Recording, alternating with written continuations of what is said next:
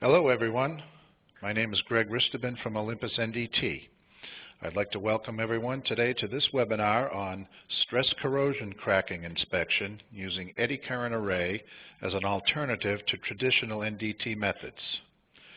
This webinar will include an overview of the exciting new Eddy Current Array solution for the detection of stress corrosion cracking in refinery process piping using the new user-friendly MXE software with the OmniScan MX flaw detector. Our presenter today is Tommy Bourgeois. Tommy has worked for the Olympus NDT for 13 years and is the product manager for the entire eddy current testing and bond testing line of products. This webinar should last about an hour. If you have questions, please type them into the Q&A panel in the lower right portion of your screen. If we don't get to your questions during the course of the presentation, the questions will be addressed personally either by email or by phone after the event is over. The presentation, along with the Q&A, will be archived on our website at www.olympus-ims.com. Now, without further ado, I'd like to turn the presentation over to Tommy Bourgeois. Tommy, it's all yours. All right, thank you, Greg, and good day, everybody. Thank you for attending this Eddy Current Array webinar. We are going to spend less than 1 hour together. It's mostly a PowerPoint presentation with a bit of live demonstration near the end of this presentation. So this webinar is about a new Eddy Current Array solution that was released by Olympus on October the 1st of this year. It's dedicated to process piping, refinery, fertilizer plants, focusing on detection of surface breaking defects such as stress corrosion cracking. Obviously, being an eddy current solution, it has to be applied to a conductive metal material, so it's applied to metallic piping, and we're talking of mainly stainless steels and also working on carbon steel. So today we are going to review the Eddy Current Array technology. We're going to see the benefits of ECA as general and benefits of the SCC solution. We are going to see the advantages over penetrant testing, an explanation of the inspection method of ECA, and we are going to have an actual demonstration demonstrating the calibration steps, a quick inspection procedure, and how to interpret the results with the OmniScan MX. We're going to conclude this presentation with a couple actual SCC examples. Eddy Current Array is basically multiple eddy current coils, whether etched or manually wound, being switched electronically, as opposed to a manual scan to cover a surface with a tiny single coil. So my favorite saying these days is that Eddy Current Array is eddy current for the reason that it's basically the same technology with obviously a couple differences, but it should be used the same. The way to calibrate the instrument, the performance, and the detection capabilities are very similar. Eddy Current Array is employing eddy current technology. It's using the same physics, most of the times the same coils. However, it allows faster large surface scanning. It allows color imagery created from all the coils being read all together, and it improves the probability of detection as opposed to somebody scrubbing a surface with a tiny coil looking for small size defects. Explaining Eddy Current Array is much easier when it's starting from eddy current. So back to Eddy Current 101. The magnetic coupling, basically the distance from the probe coil to the test surface, is called the liftoff, and that property of being able to detect defects from a little distance is very interesting. It allows inspecting on conductive test pieces, stainless steels, aluminum, carbon steels, to name the most used in this industry. and it's basically also a surface inspection technology as opposed to ultrasound, which is a volumetric inspection technology. The magnetic coupling or the ability for eddy current testing to detect defects without being in contact with the surface, but just in close vicinity, makes it possible to have a very minimal surface preparation. Only to clean the surface, making sure the probe does not wobble too much is necessary. The magnetic coupling has this advantage that it allows inspecting through the paint. And we're talking of paint thicknesses about 1 millimeter or 40 thou on ferromagnetic materials like carbon steel, ferritic stainless steels, and about half of that, so half a millimeter or 20 thou on austenitic stainless steel. The detection and inspection procedure is as good as the calibration standard. So it's very important to have the same material type and with known defects on it to be able to calibrate just like with eddy current testing. Eddy current array, if I use one of the most known in the industry, one of the most known probes in the industry, a conventional absolute probe, pencil probe, and basically apply that to an array, 32 times the same probe, we would have basically the same basic wiring, except that the different coils get activated on different times very, very fast by the electronic switcher, and it's called the multiplexer. So all those switching intervals are actually called the time slots. So the time slots are the intervals where each of the coils get read. That's as far as this explanation will get, because we only need in this webinar knowing that it's electronic scan without going into more details. So the representation of eddy current array is basically an impedance plane working with the same representation as typical eddy current, displaying in this case 32 channels, and basically out of the 32 channels in the impedance plane, we're building a C-scan display. So this axis on the horizontal is the time or distance. This axis gets populated as you scan, basically. And time or distance means if the probe gets encoded with a position encoder, position recorder, that's no longer a time-based scan, but an encoded scan. The vertical axis of the C-scan is displaying the channels, and starting from the bottom, typically the channel number 1 is the lower, and the most channels is displayed at the top. Well, with 32 channels, we would have an arrangement like this, and that is called the probe coverage. The interval between 2 channels is called the probe resolution. So how are these colors appearing?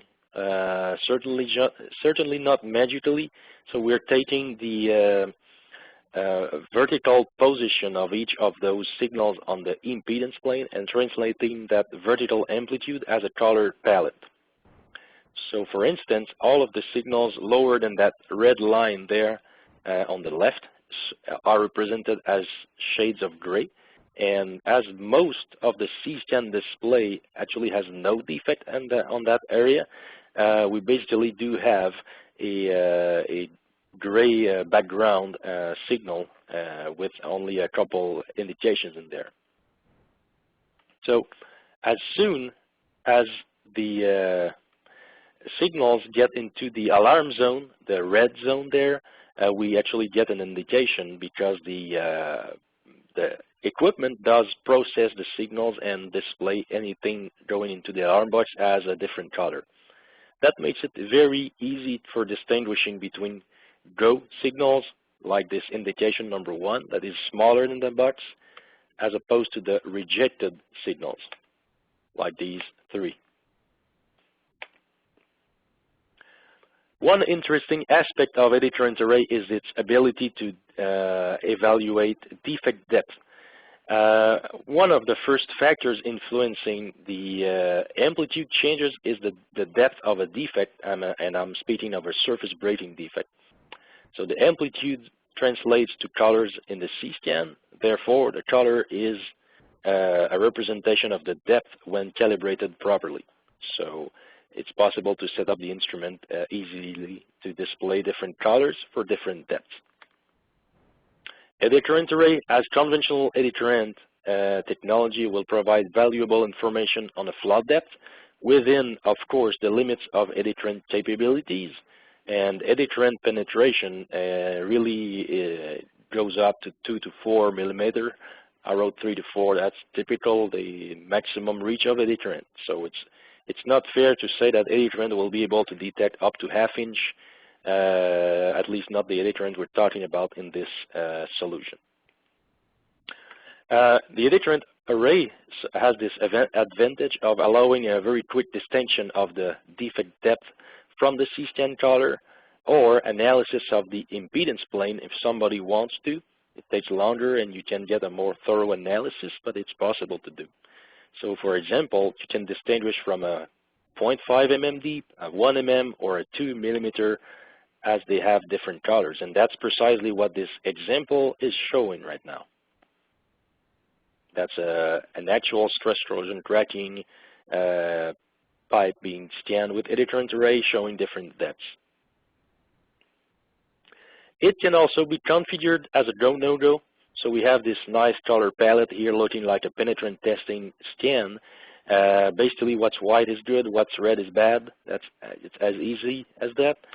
And when taking that cursor in analysis mode, it's going to display the impedance view and the strip chart. So for an Eddy current analyst, that's going to mean something, and he's going to be able to identify and tag those defects accordingly. The benefits of Eddy Current Array technology as a whole. So Eddy Current Array as ECT allows inspection through paint or thin coatings. It provides a large coverage coming from the probe length, very fast scanning, color imagery, easy archiving and analysis. Defect depth evaluation is also possible. Now, this section is about the SCC process pipe ECA solution specific to that solution. So it is using the OmniScan MX with ECA module, the Eddy Current Array module, the blue one, with a new software that we just released. Olympus put that on the website as October the 1st of this year, and it's a very different in some ways software because it's so much easier to use. It can be used like Eddy Current testing conventional. So people typically don't believe how easy it is when they realize it can be operated just like a Nortec 500 and do Eddy Current Array scans with it. It's also using a new pipe kit ECA probe with an encoder that we see on the picture. It's using a special purpose calibration standard that should be made of the same material to inspect. And as an optional accessory, a set of plastic or paper shims just to simulate the proper paint thickness. The probe, based on the Olympus Flex Array, so it's a flexible probe, and it is mounted on what we call a wedge, which is nothing more than a piece of plastic, just to fit the various pipe diameters. We offer that in the pipe kit. So the SCC process pipe solution is called, the probe that comes with it is called the pipe kit, and we offer 15 of them wedges just to cover any diameter from 1.3 inches, which is 33.4, I believe, millimeters, up to flat. So the last wedge is 48 inches, and from 48 inches to flat, there's not enough curvature, so we decided let's just go with the flat one as a large diameter. The wedges can be changed very easily. It takes about 1 minute and a roll of Teflon tape. That's not shown on the picture, but it's the most important accessory here because it prevents your probe from being damaged when scanning. So it's important to remove that tape, remove the wedge, put the new one in, and get the Teflon tape back again. As an optional additional equipment, Olympus happily supplies paint thickness measurement probes, the NEC 2236 model that can work with the Nortec 500 or the OmniScan Eddy Current Array or Eddy Current testing module. The same OmniScan can do Eddy Current conventional and Eddy Current Array, as seen on the picture below, with a proper cable, of course, and a set of thickness plastic shims. It's outside the goal of this presentation to explain this method of measuring the paint thickness, but Olympus can happily supply you with more information on the same if you type those in the Q&A of this webinar. Benefits of this process pipe solution. It is a very efficient inspection, covering 2 inches in one single scan. And obviously from the wedge diameters, it is understood that we're scanning along the axis of the pipes or tubes. Well, you could actually scan in both directions, but it's probably more efficient to scan along the axis. It's a very portable solution. It works on ferromagnetic or non-ferromagnetic alloys. The indications will be detected in all orientations, and that's very important because we do not want to restrict or hide defects as we're scanning.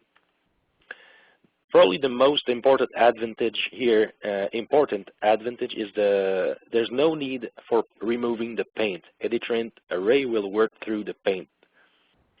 The defect depth evaluation is possible, obviously within the reach of Eddy Currents.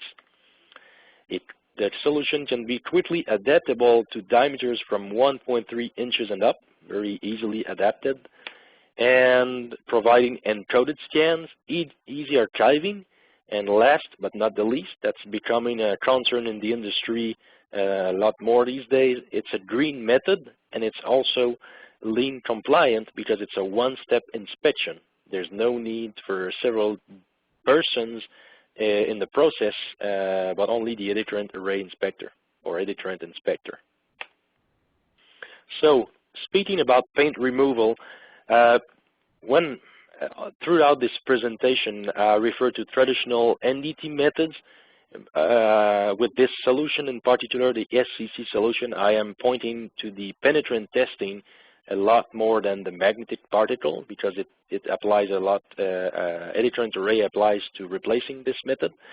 So penetrant testing requires extensive surface preparation, the paint removal, the cleaning, anyway, all the pre-cleaning, post-cleaning.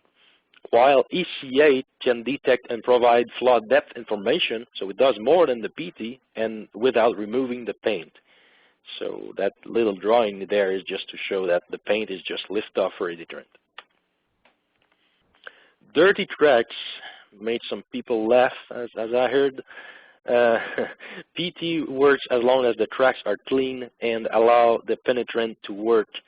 If anything falls in those cracks, the penetrant testing will have a hard time revealing the cracks, whereas it's still a discontinuity, so Eddy Current or Eddy Current Array will still detect those cracks, even though they are full of grease or previous penetrant testing done on it or anything. Archiving. The OmniScan MX ECA allows easy archiving. There's actually a save key on the front of the instrument that allows to instantly save a file, and you actually get 2 files when you hit save. You get a bitmap and you get the actual file all together, so you can't mess up your archiving. So saving the data makes it easier to review the analysis, so basically play with the cursors, and that's exactly what this gentleman on the right is doing right now. So he's playing with the OmniScan while looking at other bitmaps on his computer coming from the compact flash that's on the OmniScan. So that's the way to exchange files with a computer. The report is out of the OmniScan. There's a single key press to produce that report. We're going to demonstrate that a little bit later on, but it's basically using the whatever's on screen and creating a quick report out of it. Post-process analysis was worth explaining. So as soon as somebody hits save and save an Eddy Current Array file on the OmniScan, it becomes possible to review that file, reload it, and explore any part of the CScan with the cursors. And most important, it's possible to correct, if needed be, the settings. So we could think of probably the most common setting to correct will be the gain, to reveal more or less defects depending on the customer needs, or to change the color representation. That would be one of the most used cases where somebody would like to tune the results in analysis. And that can all be done on-site or in the comfort of an office, reloading the data one after the other. So as opposed to penetrant testing or magnetic particle, it's a lot easier archiving, as basically scan and save, scan and save. Eddy Current Array provides major time savings when compared to penetrant testing. We're talking of 10 to 1 and up, and the end up goes up when PT goes wrong. Basically, it's if PT goes well and it's cleaned properly and it works right away, there's no need to retest. That's a 10 to 1 saving. But if something happens and somebody has to re-inspect, or it was not cleaned properly, well, the time required to do the penetrant testing goes a lot longer, quicker. So there's the direct cost of the penetrant testing being very low, if I follow my slides order here, but there's a lot of hidden cost, I would say. The paint removal is certainly one, the cleaning time, the dwell time, the post-cleaning, and if it's magnetic particle, there would be the demag part. There's a possible re-inspection that has to be managed, and there's also the re-application of the paint or coating. So Eddy Current Array is a one-step inspection that gets rid of a lot of these problems. It's a lean and green approach.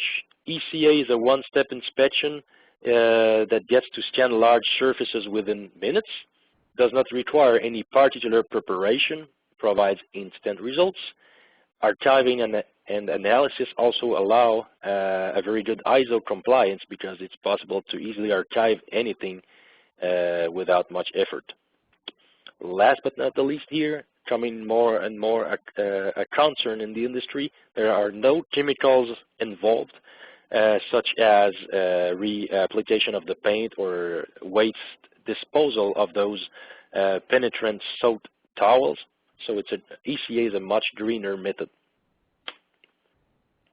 Speaking of penetrant testing, the Olympus OmniScan MX ECA with the MXE 3.0 new software has now a set of representation to mimic the traditional views or traditional look of the traditional NDT method. So here's the penetrant testing red dye, and obviously the scans below are not from the parts up there. Those parts were actually taken from the internet with no link of the scans. I used the screenshots from a stress corrosion cracking pipe, and it's always the same pipe that you see scanned at the bottom of the pages. So same pipe at the bottom, but different parts at top, just to show the different colors. That's the only goal of this slide. That's the fluorescent penetrant testing, white contrast magnetic particle effect, and fluorescent magnetic particle. So it's easily changed in the OmniScan to select the appropriate palette to display the results, just like somebody is used to see them with a traditional NDT method. Building a chart of all the good pros and cons for the traditional NDT methods against ECA, or ECA against those methods. Eddy Current Array is a lot simpler to use as years before, now with the new MHC 3.0 software that is used like in the ECT flaw detector. But I think the win goes to the penetrant testing and magnetic particle, for they are definitely easier to use than an Eddy Current equipment, as simpler as it gets. So PT wins here, but it stops there. So Eddy Current Array requires minimal surface preparation or no demagnetization or post-cleaning. And obviously the traditional method needs very clean, very dry surface, need the paint to be removed, the coating if there's a small coating stripped. So ECA clearly wins. Eddy Current Array is not affected by weather conditions, apart maybe from a ECT or ECA inspector being not so happy to work in the rain, but there's no reason why the technology would not work. It's those equipment are really performant equipment and field ready. So penetrant testing and magnetic particle definitely require a lot more preparation if the conditions are not that easy. So if it's raining, it needs to be dried. So a tent needs to be built and all kind of preparation. Eddy Current Array is a green method, and we can't say that out of the traditional NDT methods. The paint removal, the reapplication, the waste disposal are all issues that the industry would be keen on getting rid of. And the list goes on. Eddy Current Array allows a reject criteria to be tuned, whether it's relevant or non-relevant indication, simply as playing with the gain live on the field, in the field while scanning, or in post-process. PT and MP, I wrote indications only and no reject criteria. This is half true because it's still possible to tune the sensitivity, but certainly not as easily as Eddy Current Array or as with any fine steps as Eddy Current Array. Eddy Current Array provides excellent probability of detection, POD, on large surfaces and dirty cracks, yes, while PT or MP are highly dependent on the surface preparation and crack cleanliness. Eddy Current Array provides instant results, rapid coverage of large areas, so it's a highly productive method. PT/MP require pre-post planing, the demag, the dwell time, basically a much longer process. Eddy Current Array has this ability to display encoded scans. It creates imagery in the archiving and has the post-process analysis capability, which is just not there with the traditional methods. The equipment used now on that solution, the OmniScan MX flaw detector, plus the pipe kit that we call the SCC probe that gets you a flex array and a set of wedges and an encoder, a standard, calibration standard, a standard practice. Olympus does already have some recommended instructions on as far as how to set up, plus not an ECA inspector, but a certified Eddy Current testing inspector. So the same person that operates that Nortec for any duties can be using the OmniScan Eddy Current Array flaw detector without being too much lost.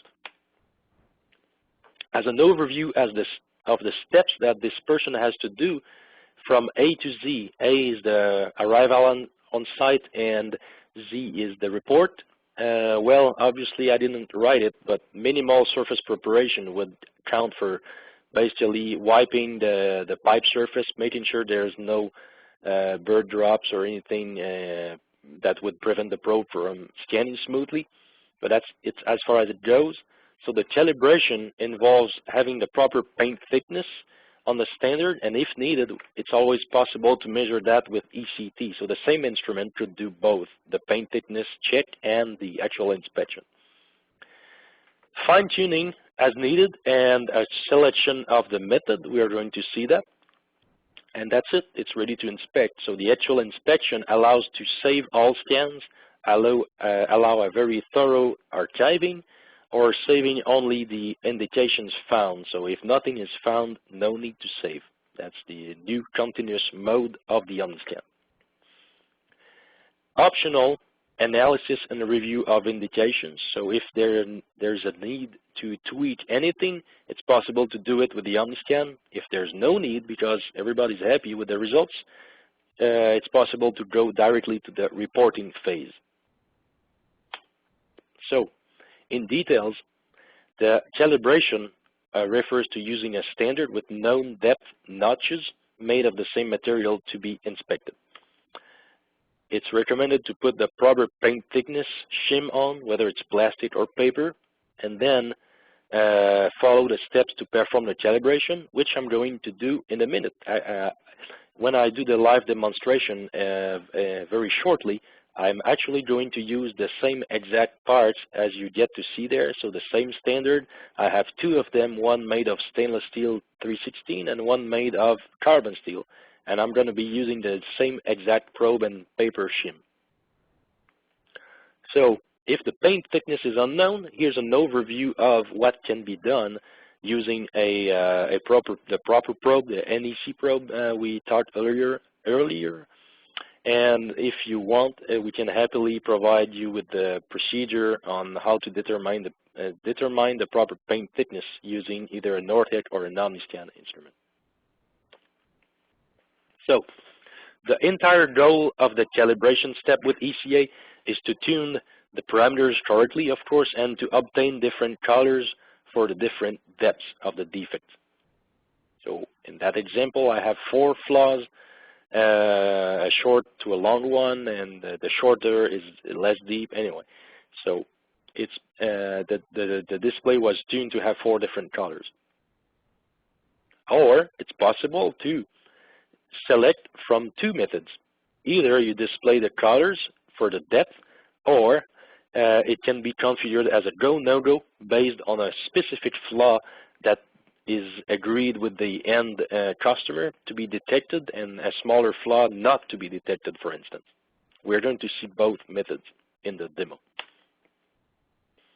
The analysis and reporting, using the cursor, changing sensitivity or display style, and producing the report as the last step, and we are also going to see that in a minute following the calibration steps. That is about time for demonstrating this Eddy Current Array technology. So for good and bad news, you get to see the screen easily on this webinar, but you don't get to see what I am doing. So I'm going to describe as much as possible what I am doing with the probe, and try to imagine a guy in an office having an OmniScan and a probe in a large pipe just behind his chair, and that's the piece of pipe I'm going to be scanning shortly. So let's begin this presentation, and you should see in a minute the OmniScan screen. All right, so I'm going to start this presentation with the probe on the stainless steel 316 standard. So right now I'm having the probe with the encoder attached with a flat wedge on it, and I just put the probe on the standard with the shim on, and I'm basically going to null the instrument. So that says balancing. It's basically calculating the good material. And then what I'm doing is I'm lifting that probe up, so up and back on the standard, and there's a kind of display erase on the screen so the display doesn't get too crowded. That's why we lose the signal once in a while. But what you get to see there is the 32 traces, the 32 coils all together in the same impedance plane, to be basically shown just like conventional Eddy Current. So the idea here, while we're producing that liftoff, so I'm actually tapping the probe against the sample, that's generating liftoff from the cross there, that's the null point, to the air, which goes right now outside the screen. What I need to do is set that rotation angle. So my liftoff is going to look flat, and when we say flat, it means going to the left. So any Eddy Current knowledgeable person will be used to perform that step to set up the liftoff. Many instruments like the Nortec 500, they have an auto liftoff feature that allows to do that automatically. OmniScan does not have that, but it's very easily done, as you saw with the rotation knob, the rotation control. So once I have that liftoff, I'm ready to scan. So right now I'm scanning across my standard. I did not scan just yet.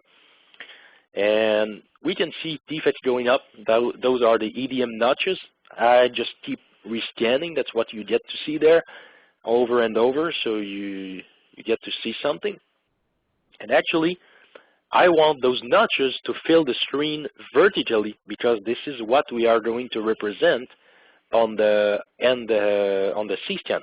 Right now, this view is magnifying the impedance plane just for the sake of simplicity and explanation, but it's not the typical view we use all the time. We obviously want to use the C-scan view. But right now, I'm still in the eddy current principles, so still in step 1 of calibrating, making sure my signals fill that screen. All right, that's much better. So I start to have eddy current looking like signals, but 32 of them, because my probe has 32 channels. So I would be ready to switch to the C-scan display, except I'm not going to switch to it, and I'm going to show you the results on a carbon steel now. So the sample is identical. I'm going to explain a little bit in detail once I have the C-scan view, but I basically have a long notch and a few smaller notches. So I'm going to move to that carbon steel standard here, get rid of the vertical gain, otherwise I'll get lost if I don't, and renull the system. And here comes my liftoff again, which has a clearly different angle as opposed to the stainless steel. So what I need to do is set up that angle, that liftoff angle, to be flat, something like this, seems proper, and going to the left also. On carbon steel, those notches are naturally oriented on the first quadrant, so going to top right. So what I like doing is moving my null point right in the middle, but keeping it lower on the vertical, so I get to see the defects a little bit better on carbon steel. I'm going to add some vertical gain. So I'm nulling the probe, scanning the standard, and pretty much the screen gets filled. That's all I needed. That's the way I would set a typical surface probe on a Nortec instrument, so that's the same way to set up an eddy current array probe on an OmniScan. Step number 2, activate the C-scan. So I leave the EC settings menu, and I'll be going into display menu and change that layout for what's called a CSI layout, strip chart, C-scan, strip chart, and impedance plane. And now I do have a C-scan layout that comes live. So we can see the wide notch and 5 of them smaller notches. This is the time-based C-scan, although it's possible to scan like this, so I could actually be ready for inspection if I wanted to. I will rather go and activate the step number 3, well, perform the step number 3, which is activating my encoder. So there's an on and off switch here from time to encoder.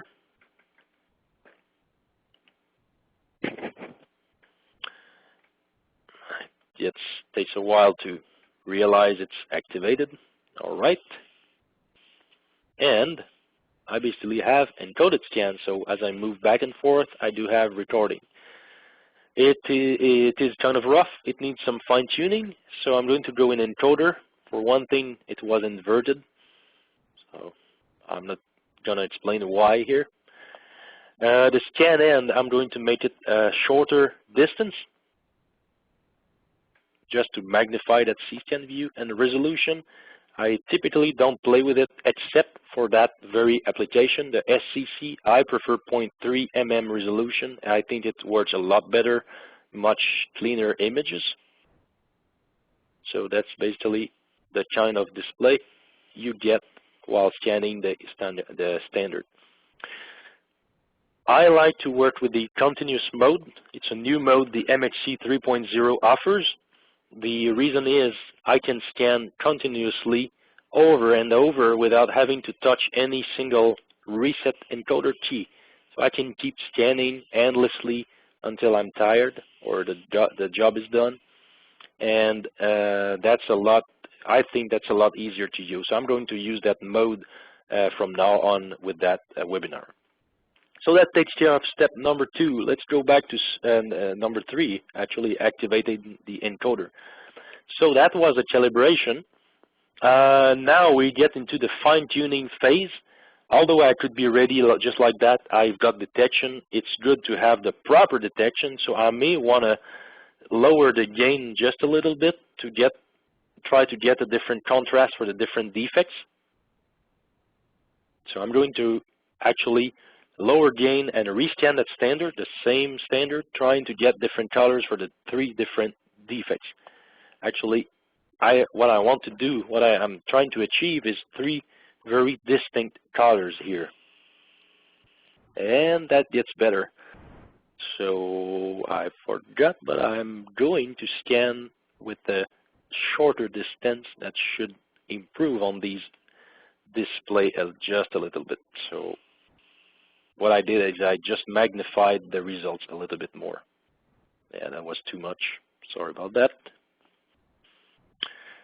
Okay, let's get back to EC settings and keep on tuning that gain until I get 3 colors for the 3 first defects. I have a 0.5 mm. That's the wide notch. I don't care. All elements are working. That's good.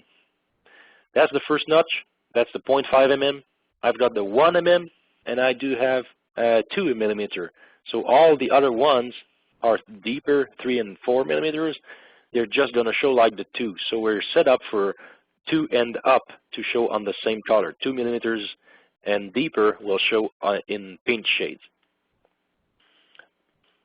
So at that point, I've got the choice to scan start scanning, which I'm going to do in a minute.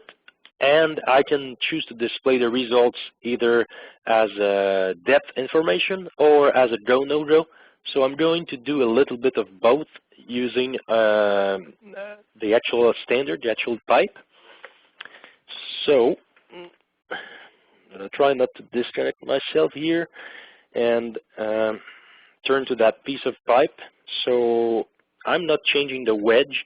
I'm rather going to do some circumferential scans just for the sake of not taking too much of your time on this webinar, trying to change my wedge here.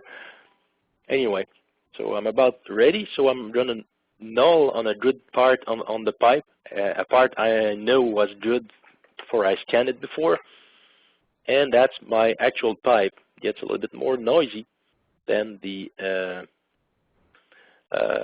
calibration standard. So here's a stress corrosion cracking colony. We actually got 2, one on the very left and the major one on the right.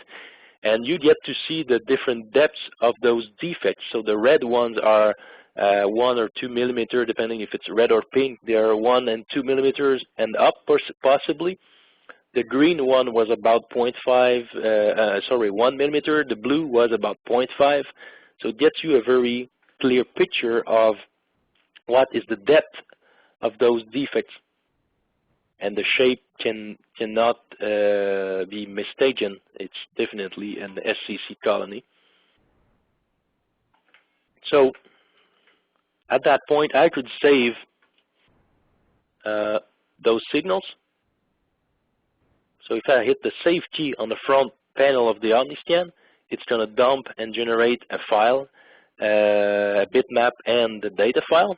And so I could keep scanning like that. Scan 1, save, save. Scan 2, save, and so on. So it's very quick to do the inspection. I just did about 1 square foot in 2 scans. A little bit less actually, because,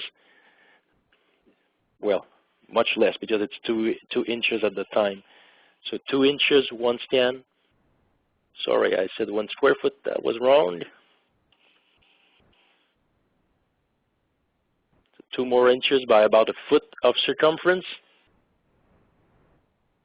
And another one, there's nothing to be seen in this region. So that is half a square foot, 3 scans. So 6 scans would get you an exact square foot of coverage. 3 scans of 1 foot long each.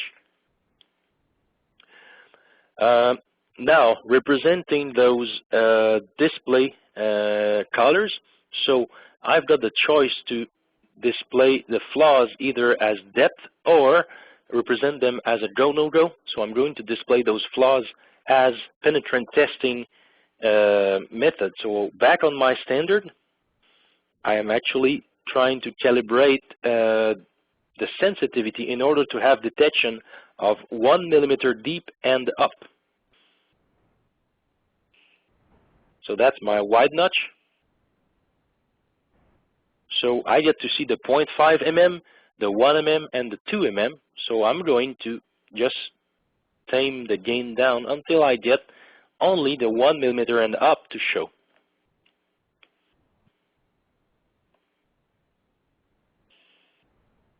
All right, that's it.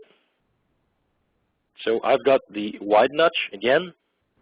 Okay, wide notch, 0.5 gets hidden. It doesn't show in red. And then I have the 1 and 2 millimeters. So I can take these new settings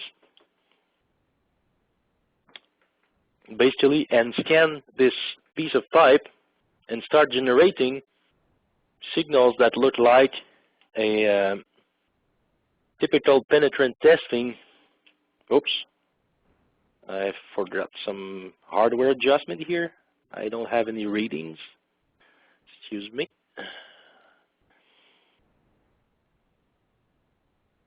Okay, now I'm scanning that pipe again, and we can see that colony, that SCC colony, as I hit it,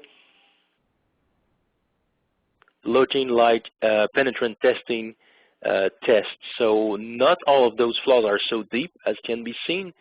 So if I would just increase the gain, I would get a lot more contrast over those flaws. So that can obviously be done live or in post-analysis, post-process analysis. So here's the colony, again, with more contrast. So as I save files or if I freeze the system, it basically gets into analysis mode. This is how you get to review the files. So there's a cursor that appears. So you can take that cursor set and bring it to what seems to be the worst defect here using the 4 controls. And it basically updates the impedance plane with a reading of amplitude and phase. And an Eddy Current operator, or let's say level 2 or analyst, would be able to call that flaw and compare it to the calibration standard. So that's how you would go on a particular defect and look at the depth or look at the signal. But if you wanted to, you could change the representation of those signals and try to either change the gain. So you could change the representation first. I'm going to do a couple things here just to show the post-process analysis capabilities. So this is a different color palette. Whoops, not so different. Let's pick just another one real quick. That would do. Just to simulate a fluorescent penetrant testing. Here we go. So an FPI look of the defects, and then it's possible in post-process to change the gain. So I could hide or show more defects as I change the gain. So it's possible to change the sensitivity as a post-process step. So now I'm just increasing the gain. There's obviously a limit to what we can do by increasing the gain, but it certainly is a valuable tool for reviewing the indications. And if I had a mouse connected on the OmniScan, I could do all sorts of zoom and much faster analysis, which I did not bother doing here for not spending a whole lot of time on analysis on this webinar. So once you're happy with those results, it's possible to go to File menu, get to Report, build a report, and you basically, at the touch of a key, you get an instant report that can be printed, shared, and saved. So that's the screenshot. And now all the Eddy Current Array parameters, the particulars about the customer, unit number, and all that stuff. And at the end, there's the QA signature and approval part. So again, that can be saved. That can be, and for now, I'm just going to close it. So that was the report capability of the OmniScan MX. There's a last feature that I like showing with that application is called the Alarm C-Scan. It's basically the ability to display the signals as a sharp, clear go, no-go, gray or red signals based on the alarm box that is found in the impedance plane. So that's a more advanced eddy current representation or eddy current way of doing the test. If we look at those signals on the impedance plane, you get to see a kind of a blurb, a green signal going up on the impedance plane into the box. So whatever's outside that box would be accepted. Whatever's inside is deep enough, has enough amplitude to be rejected. So we are going to turn the alarm highlighting feature on. So whatever comes into that box will be displayed as red color, and whatever is outside that box will be kept as gray shades. So that makes it a definite, very easy to use feature for accepting or rejecting defects. So again, the gain feature still works, so I can still change my gains. And anyway, the idea is to show that there's a lot of possibilities in this instrument to play with the data once it's been acquired. So that ends the live demonstration. I'm going to go back to the PowerPoint for a few slides before we finish this webinar. Okay, hope you enjoyed that part. We're going to conclude by displaying a couple actual stress corrosion cracking cases, or samples anyway. Starting with this one, those were courtesy of customers that were kind enough to share pictures or various parts of their work with us. So thank you again to those who are concerned. This is concerning a 4 to 6 inch Schedule 10 304 stainless steel recovery line. The insulation was removed. The ECA inspection was performed on accessible areas.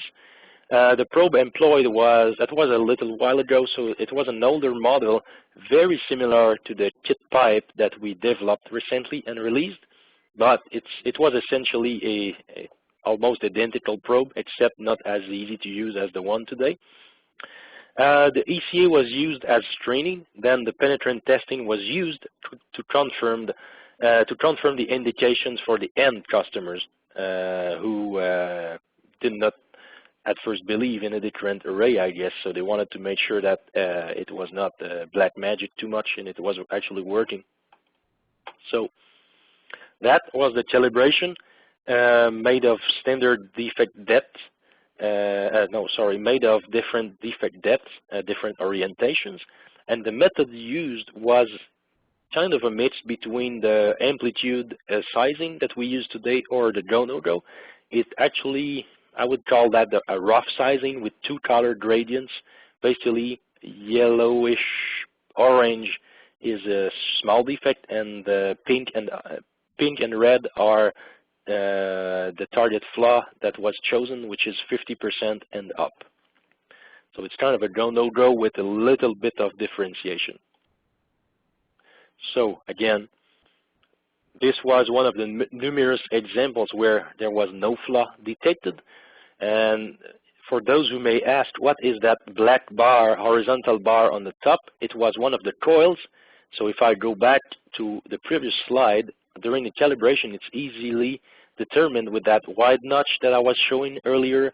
It's easily determined whether I have a coil not working, and the OmniScan allows to turn that coil off for inspecting if that happens. So that's what happened there. There was a broken coil on the array. That was an actual crack found, and sorry I did not rotate the picture properly, so the left and the right should match if I would have bothered rotating one of them properly. So that's the same indication.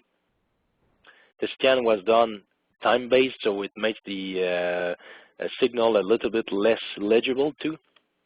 That's another nicer example of a colony very severe cracking found, and it was found later to be 50% depth and greater, just like Eddy Current predicted, or Eddy Current Array.